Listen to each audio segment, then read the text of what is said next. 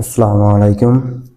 আজকে আমরা একটা তরঙ্গের অধ্যায় অর্থাৎ এসএসসির জন্য তরঙ্গের অধ্যায় থেকে একটা বোর্ড কোশ্চেন সলভ করব। এটা দেখো, এটা হচ্ছে ঢাকা বোর্ড 2024। এই কোশ্চেনটা একটু খেয়াল করো।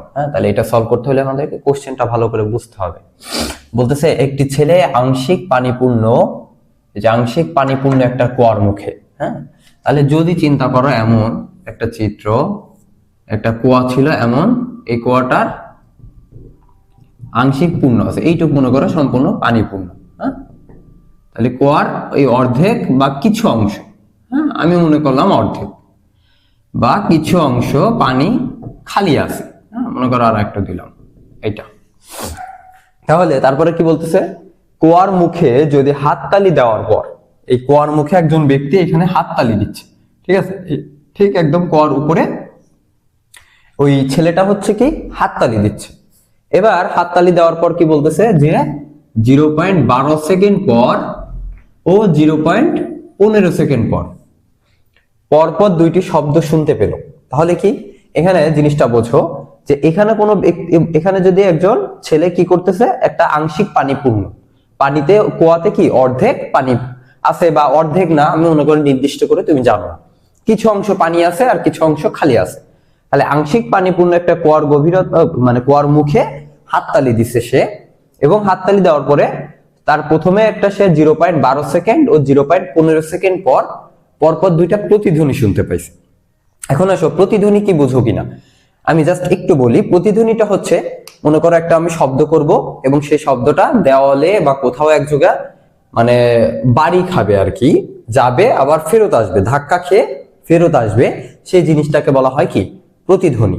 তাহলে এইখানে হাততালি দিলেও, এই কুয়ার মুখে হাততালি দিলেও কুয়ার উপরে ও কি হচ্ছে দেখো, একটা 0.12 সেকেন্ড পর প্রতিধ্বনি শুনতে পাচ্ছে, আর একটা 0.15 সেকেন্ড পর প্রতিধ্বনি শুনতে পাচ্ছে। ঠিক আছে, এরপর আমি বুঝাচ্ছি এটা কি। এরপর বলতেছে শব্দটির কম্পাঙ্ক 1.2 কিলো হার্টজ। তাহলে কম্পাঙ্ক মানে কি আমাদের এফ এর মান, ঠিক আছে, কম্পাঙ্ক মানে ছোট হাতের এফ এর মান। এবারে দেখো, বাতাসে ও পানিতে শব্দের বেগ বলে দিছে। বাতাসে শব্দের বেগ 330 মিটার পার সেকেন্ড আর পানিতে 1500 মিটার পার সেকেন্ড। তাহলে তুমি দেখো, এবার বলতেছে কি তোমার গতে বলতেছে পানিতে শব্দটির তরঙ্গ দৈর্ঘ্য নির্ণয় করো। এইটা একদম ইজি, এইটা একদম ইজি। এই জিনিসটা বের করার পর আমরা ঘর ক্ষেত্রে, তখন আমি চিত্র ভালো করে বুঝাই দিচ্ছি যে ঘটনাটা কি। যদি চিত্র বুঝতে পারো এবং ব্রেনে ভালো করে ঢুকাইতে পারো যে এটা এইভাবে ঘটনাটা ঘটতেছে, মানে আর কি তুমি ফিজিক্স করো আর কেমিস্ট্রি করো, সেটা যদি বাস্তবিক ভাবে নিজের রিয়েল লাইফের সাথে মিলাইতে পারো জিনিসটা, যে না আমি এই ঘটনাগুলো ঘটতেছে তাহলে প্রতিধ্বনি কিভাবে আসবে, এরকম যদি মানে চিন্তা করতে পারো ঘটনাটা, বা মনে করো তুমি মনে করতেছো যে তুমি কি করতেছো, কুয়ার মুখে তালি দিচ্ছ বা একটা শব্দ করতেছো এবং দুইটা প্রতিধ্বনি শুনতে পাচ্ছ। এখন এই জিনিসটার পরে কি, তাহলে তুমি ভালো করে জিনিসটা বুঝতে পারবে এবং আজীবন এটা মনে থাকবে। এখন আসো, তোমার গটা আমি সহজে এটা করে দিই, পানিতে শব্দটির তরঙ্গ দৈর্ঘ্য নির্ণয় করো। তাহলে কি আমরা দেখো এক্ষেত্রে গড় ক্ষেত্রে কি পাই, তরঙ্গ দৈর্ঘ্য মানে কি আমাদের ল্যামডার মান বের করতে বলছে। তরঙ্গ দৈর্ঘ্য কি ল্যামডা, তাই না? তরঙ্গ দৈর্ঘ্য মানে কিন্তু ল্যামডার মান নির্ণয় করতে বলছে। তাহলে আমরা একটা সূত্র জানতাম, যদি মনে করো এটার সলিউশন দাও, তাহলে আমরা সূত্র জানতাম কি তোমার V is equal to F lambda. এখন আসো, এই ভি কি জানো কিনা, এই দেখো এখানে শব্দের বেগ বলতেছে পানিতে শব্দটির তরঙ্গ দৈর্ঘ্য নির্ণয় করো। পানিতে শব্দটির তরঙ্গ দৈর্ঘ্য, তাহলে পানিতে শব্দের বেগ কত, 1500 মিটার পার সেকেন্ড। তার মানে কি পানিতে শব্দের বেগ দেওয়া আছে 1500 মিটার পার সেকেন্ড। আর কি এফ এর মান অর্থাৎ কম্পাঙ্ক, এটা কি এফ বলতে কম্পাঙ্ক, তাই না? আমি জাস্ট এটা একটু লিখে দিই তোমাদের প্রথমে। এটা তোমার তরঙ্গ দৈর্ঘ্য, তরঙ্গ দৈর্ঘ্য। আর কি এটা কি ছিল, ভি ছিল তরঙ্গ বেগ, শব্দের বেগ। বা যে মাধ্যমে ঘটনাটা ঘটবে সেই মাধ্যমের শব্দের বেগ লাগবে। তাহলে আমাদের বের করতে বলছে কি দেখো তো, পানিতে শব্দটি তরঙ্গ দৈর্ঘ্য বের করতে বলছে, তাহলে তো আমরা তো পানির শব্দের বেগই ব্যবহার করব। তাহলে এইটা শব্দের বেগ। হ্যাঁ, আর এফ হচ্ছে কি তোমার কম্পাঙ্ক। কম্পাঙ্ক হচ্ছে এফ সমান কত দিছে এখানে দেখো 1.2 কিলো হার্জ। ঠিক আছে, এখন তোমার কিলো হার্জ এটা আমাদের কম্পাঙ্কের একক কি? হার্জ না, কম্পাঙ্কের একক হচ্ছে হার্জ। তাহলে আমরা কি কিলোতে রাখতে পারবো? কিলোরে সরাইতে হলে কি করতে হবে? 1000 দিয়ে গুণ করতে হবে। তাহলে 1000 দিয়ে গুণ করলে দেখবা এখানে 1200 হার্জ আসবে। হ্যাঁ, 1200 হার্জ। তাহলে আসো আমরা তিনটা মানই পেয়ে গেছি। তাহলে ভি সমান এফ ল্যামডা, ল্যামডা সমান কি হবে? V by F. তাহলে ভি হচ্ছে 1500 আছে, আর হচ্ছে এফ অর্থাৎ কম্পাঙ্ক আছে কত? 1200। তাহলে এখান থেকে এটা ক্যালকুলেট করো, অর্থাৎ 15/12 করলে কত হয়? 1.25। হ্যাঁ, তাহলে 1.25 মিটার। তরঙ্গ দৈর্ঘ্যের একক কি? মিটার। তরঙ্গ দৈর্ঘ্য যেহেতু একটা দূরত্ব, সে দূরত্ব এই জন্য কি এটা একক আসবে কি? মিটার আসবে। হ্যাঁ, এবার আসো ঘতে আসো। তাহলে এটা যে 1.25 মিটার আসতেছে। তার পানিতে শব্দ, তাহলে তুমি এখানে পানিতে শব্দটির তরঙ্গ দৈর্ঘ্য হচ্ছে কত? 1.25 মিটার। একদম ইজি এটা। হ্যাঁ, একদম গ গুলা একদম সহজেই আসে ধরতে গেলে। এবার আসো ঘতে। ঘ অঙ্কটাই হচ্ছে আমাদের কি মেইনলি বুঝতে হবে যে ঘতে কি বলতেছে। ঘ জিনিসটা উপলব্ধি করতে হবে। হ্যাঁ, এখন আসো ঘতে বলতেছে কি? গাণিতিক বিশ্লেষণে কুয়ার গভীরতা নির্ণয় কর। এই কুয়ার এই সম্পূর্ণ গভীরতা নির্ণয় করতে বলছে, অর্থাৎ এইটার এইচ বের করতে বলছে, অর্থাৎ গভীরতা কতটুকু আছে। ঠিক আছে, তাহলে ঘ হচ্ছে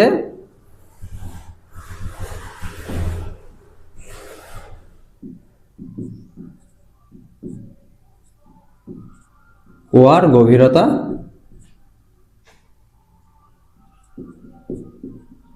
নির্ণয় করো।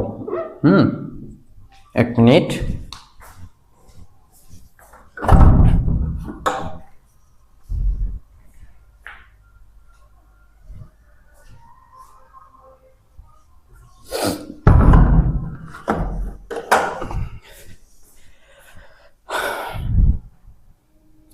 আচ্ছা, এবার দেখো তাহলে আমাদের কি বলতেছে? কুয়ার গভীরতা নির্ণয় করতে বলছে। এখন আসো কুয়া সম্পর্কে আমরা কি জানি? বলতেছিল যে এইখানে যে একটা শব্দ যদি করা হয়, এখানে একটা হাততালি দেওয়া হয়েছে, মনে করো এটা একটা শব্দ আসতেছে, এই উৎস শব্দের উৎস। তাহলে হাততালি দিলে বলতেছে 0.12 সেকেন্ড পর এবং 0.15 সেকেন্ড পর দুইটা হচ্ছে কি প্রতিধ্বনি শুনতে পাচ্ছে। তাহলে আসো আমি তোমার এক্সাক্ট জিনিসটা দেখো। মনে করো একটা শব্দ এখান থেকে আসতেছে, আইসে এই পানিতে ধাক্কা খাবে না, যেহেতু কি বায়ু, এটা হচ্ছে কি বায়ু মাধ্যম আছে, এইটুকু উপরের টুক হচ্ছে কি বায়ু মাধ্যম আছে, তাই না?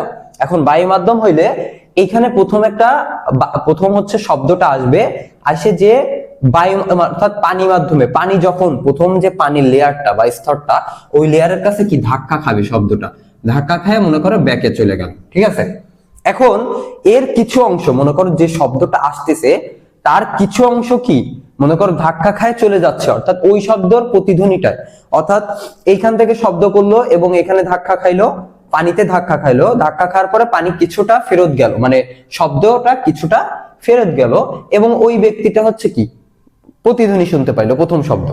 এবং এবার দেখবা এই যে শব্দটা, এর কিছু অংশ শব্দ এই পানিকে ভেদ করে চলে আসবে না, এটা কি সম্পূর্ণ চলে যাবে না কি? পানিতে ধাক্কা খায় সবটুকু চলে যাবে না, ওর কিছু অংশ কি অবশিষ্ট থাকবে এবং কিছু অংশ পানিকে ভেদ করে চলে আসবে। এবং পানিকে ভেদ করার পরে মনে করো এইবার কি এই নিচে একদম মাটিতে ধাক্কা খায় কি আবার ওর কানে চলে যাচ্ছে। তাহলে দেখো কয়টা প্রতিধ্বনি আমরা পাচ্ছি। একটা হচ্ছে এই যে উপরে অর্থাৎ বায়ু মাধ্যম থেকে আসবে, আইসে হচ্ছে কি পানিতে ধাক্কা খাবে এবং ধাক্কা খায় কিছু অংশ কি ফেরত যাচ্ছে এবং ওইটা কানে শুনতেছে ওই ব্যক্তি, এবং আর কিছু অংশ কি শব্দটা হচ্ছে শব্দের কিছু অংশ পানিকে ভেদ করে চলে আসবে এবং পানির পরে মাটিতে ধাক্কা খায় আবার ওর কানে যাচ্ছে। এখন এইটার প্রতিধ্বনি বলতেছে যে 0.15 সেকেন্ড, তাই না? আর এইখানে যে প্রতিধ্বনিটা শুনতে পারতেছিল যে পানিতে ধাক্কা খেয়ে আসতেছে, ওটা হচ্ছে কি 0.12 সেকেন্ড। ঠিক আছে, এখন এই জিনিসটা, এই ঘটনাটা এখন বলতেছে তোমার গভীরতাটা বের করো।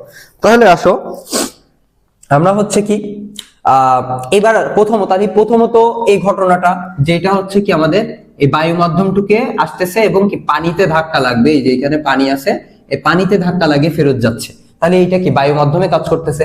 তাহলে এই ক্ষেত্রে আমরা এইটুকুর এইচ বের করতে পারি কিনা দেখো। এটার ক্ষেত্রে কি জানি আমরা, তুমি প্রতিধ্বনির সূত্র, হ্যাঁ প্রতিধ্বনির সূত্র কি জানো, যদি প্রতিধ্বনি হয় জানবা কি 2s = vt, আমরা জানতাম কি s = vt, একটা সূত্র জানতাম গতির অধ্যায়।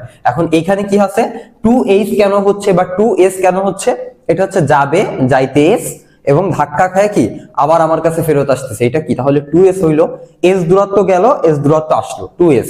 আর যখন উপরের নিচের সম্পর্ক আসবে অর্থাৎ মাটির থেকে উপরের দিকে এরকম উপর অভিকর্ষজ ত্বরণের পক্ষে কাজ করবে, তখন এটা কি হবে h হিসেবে গণ্য হবে, হ্যাঁ উচ্চতা, হ্যাঁ। তাহলে দেখো 2h = হচ্ছে কি আমাদের vt পাচ্ছি প্রথমটুকু। আমরা বের করতে যাচ্ছে এই যে বায়ু মাধ্যমের টুকু, অর্থাৎ আমরা এখানে জন্য লিখি বা প্রতিধ্বনি বায়ু মাধ্যমে, হ্যাঁ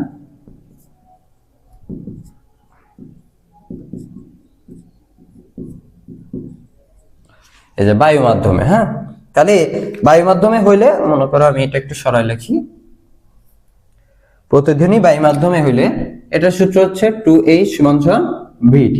এখন আসো এই যে বায়ু মাধ্যমে তাহলে শব্দের বেগ দেওয়া আছে না, এটা তাহলে আমাদের v দেওয়া আছে, হ্যাঁ v দেওয়া আছে কত 330 মিটার/সেকেন্ড এবং t দেওয়া আছে। দেখো এই টিটা আমার কোনটি, এইটা হচ্ছে আমি যে মাধ্যমে কাজ করব সেই মাধ্যমে প্রতিধ্বনি, অর্থাৎ এই যে বায়ু মাধ্যমে প্রথম প্রতিধ্বনিটা শোনা গেছে কত, মানে বায়ু মাধ্যম থেকে আসবে এবং পানিতে ধাক্কা খায় আবার ফেরত যাচ্ছে, অর্থাৎ এটা 0.12 সেকেন্ড, হ্যাঁ তাহলে এইটি কিন্তু 0.12 সেকেন্ড, হ্যাঁ s।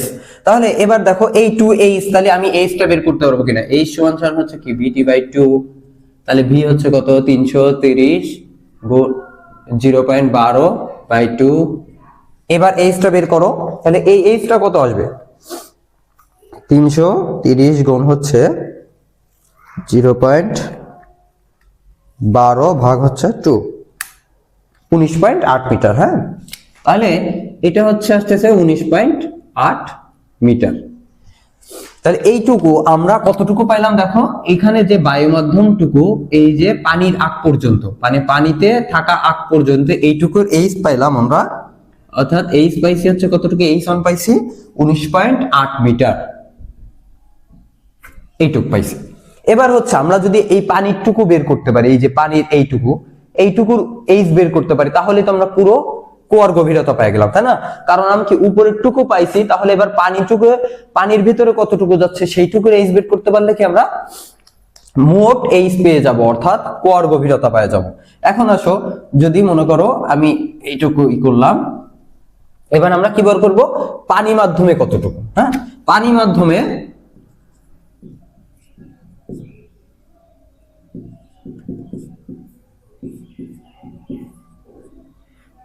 কুয়ার গভীরতাটুকু বের করবো, হ্যাঁ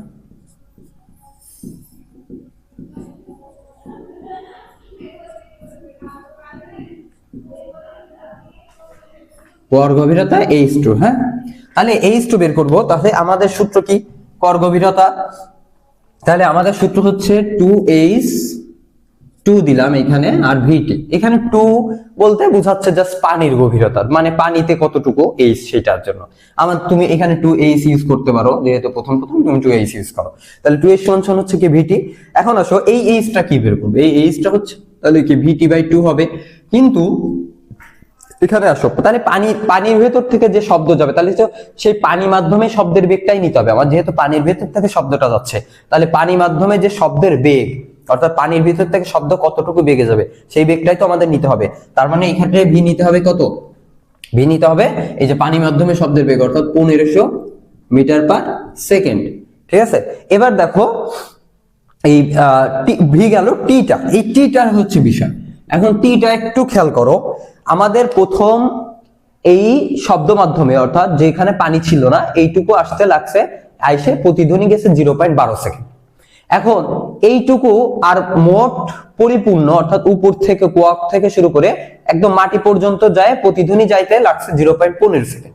তাহলে মোট পানি মাধ্যম কতটুকু লাগলো, 0.3 সেকেন্ড কিনা। দেখো সম্পূর্ণ কুয়ার শব্দ আসতে এবং যাইতে লাগছে 0.15 সেকেন্ড, আর এই যে বায়ু মাধ্যম যেটুকু সেইখানে শব্দ আসতে এবং যাইতে লাগছে 0.12 সেকেন্ড। তাহলে আমাদের কি পানি, এই মোট পানিটুকুর ভিতর থেকে কতটুকু শব্দ গেল সেইটা এই টি সমান দেখো 0.15 থেকে হচ্ছে কি 0.12 সেকেন্ড কিনা, অর্থাৎ কত হচ্ছে 0.03,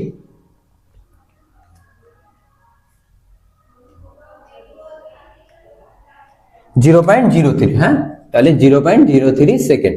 তাহলে দেখো তুমি বুঝতে পারছো কিনা যে আমাদের কুয়ার একদম মুখে, এটা খেয়াল করো, টিটা খেয়াল করবা যে পানি মাধ্যমের ভিতর টি সময়টা, তাহলে একদম কুয়ার মুখ থেকে শুরু করে আমি যদি একটা পানি মনে করো পানি একটা হচ্ছে কি একদম শুরু করে মাটি থেকে, মাটির কাছে এসে ধাক্কা খাবে এবং সেই ধাক্কা খেয়ে কি শব্দ ওই ব্যক্তির কানে যাবে, এটা লাগতেছে 0.15 সেকেন্ড। আর একটা হচ্ছে কি ধাক্কা মনে করো উপরে কুয়ার ওইখানে শব্দ করতেছে এবং ধাক্কা খাচ্ছে কোথায়, পানিতে, পানিতে ধাক্কা খায় আবার ওই ব্যক্তির কানে গেল, এটা হচ্ছে 0.12 সেকেন্ড। তাহলে কি পানির ভেতর থেকে কতটুকু যাচ্ছে, এইটুকু যদি 0.12 সেকেন্ড আসে এবং ধাক্কা খায় যায় 0.12 সেকেন্ড, আর সম্পূর্ণটা যদি 0.15 সেকেন্ড হয় ধাক্কা খায় যাইতে, তাহলে মাঝখানে পানির ভিতর থেকে কতটুকু গেল, এই দুইটা বিয়োগ করলে কি পাবা 0.03 সেকেন্ড। এইটুকু তো পানির ভিতর থেকে শব্দ গেল। তাহলে এবার ক্ষেত্রে এখানে টি হচ্ছে কত 0.03, তাহলে এইচটা বের করো। এই ক্ষেত্রে এইচ হচ্ছে দেখো ভি হচ্ছে 1500 আর হচ্ছে টি হচ্ছে 0.03 আর বাই হচ্ছে 2, তাহলে এটারে ক্যালকুলেট করলে কত হচ্ছে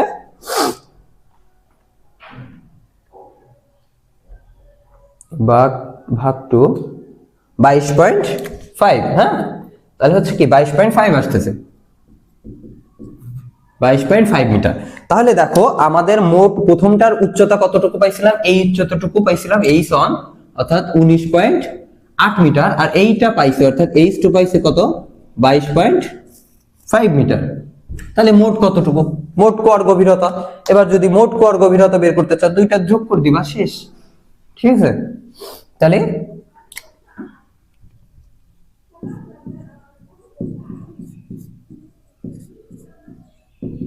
মোট কুয়ার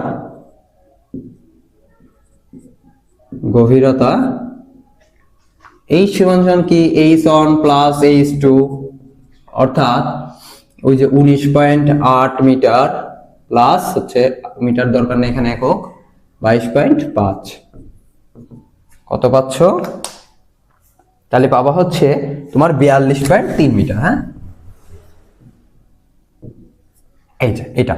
তাহলে এইটা একদম ইজি, হ্যাঁ, এটা যদি তুমি বুঝতে পারো অর্থাৎ এই কুয়ার হিসাবটা অর্থাৎ তোমার যেটা বলতেছে, যে কোশ্চেনটা যেটা বলতেছে এটা বাস্তবিক ভাবে মিলাবা, তাহলে মিলায় যদি সলভ করো, একবার সলভ করলে দেখবা যে তারপরে তোমার হচ্ছে কি জিনিসটা একদম ইজি হয়ে যাচ্ছে এবং তুমি একবার করলে কি ওইটা দীর্ঘদিন যাবত মনে থাকবে, যে বুঝতে হবে, আগে মনে আমাদের বুঝতে হবে জিনিসটা।